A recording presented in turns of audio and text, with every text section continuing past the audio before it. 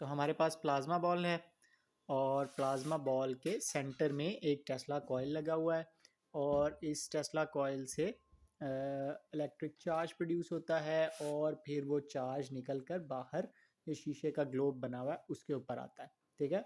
और ये जो इसके अंदर आपको लाइंस नज़र आ रही हैं ये तकरीबन वही वाली चीज़ है जो आसमानी बिजली होती है। फ़र्क सिर्फ ये है कि आसमानी बिजली नाइट्रोजन में बहुत ज़्यादा वोल्टेज जब गुजरता है तो उसकी वजह से प्रोड्यूस होती है और यहाँ पर उसको लो टेम्परेचर पे दिखाने के लिए हमने नियॉन गैस भरी हुई है इस ग्लोब के अंदर, तो वो नियॉन में से जब करंट पास होता है तो वो चमकती है, ठीक है।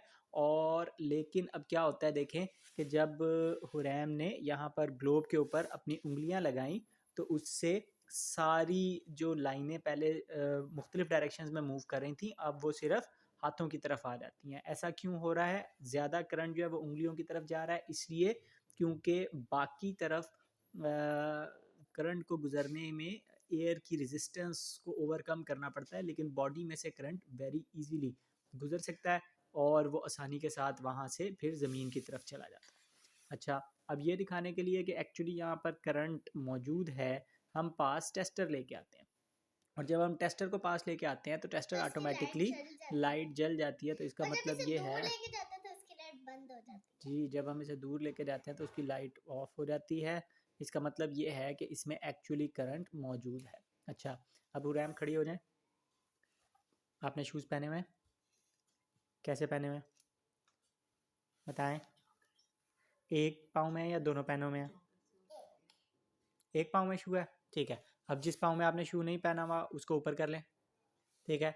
एक हाथ इस पे प्लाज्मा बॉल पे लगाएं, दूसरा हाथ मुझे दिखाएं, ठीक है। अब पाँव नहीं, पाँव ऊपर करें, पाँव नीचे करें, पाँव ऊपर करें, पाँव नीचे करें, पाँव ऊपर करें। अब हुरैम का पाँव स्विच बना हुआ है, ठीक है। जब वो पाँव ऊपर कर लेती है तो लाइट जलने लगती है, जब वो पाँव नीचे रख देती है तो लाइट बंद हो जाती है। अब उसकी बॉडी में से करंट गुजर रहा है और जब उसने पाँव ऊपर किया हुआ है तो उसमें से लाइट गुजर रही है। ऐसा क्यों है? ऐसा इसलिए है कि करंट उसकी बॉडी में से गुजर के और फिर इस टेस्टर में से गुजर के और मेरे पाँव के थ्रू ज़मीन में जा रहा है। लेकिन जब वो पाँव नीचे रखती है तो बजाय इसके कि करंट उसके हाथ की तरफ आए वो सीधा उसके पाँव के ज़रिए से डायरेक्टली ज़मीन की तरफ चला जाता है, बजाय इसके कि वो इतना लंबा रास्ता घूम के उसकी बॉडी से गुजर के, हाथ से गुजर के, टेस्टर में से गुजर के फिर मेरे पाँव के थ्रू ज़मीन की तरफ जाए। तो करंट की कोशिश होती है कि वो पाथ ऑफ लीस्ट रेजिस्टेंस को फॉलो करे और ये बड़ी आसानी के साथ हम इस एक्सपेरिमेंट में देख सकते हैं। Thank you very much.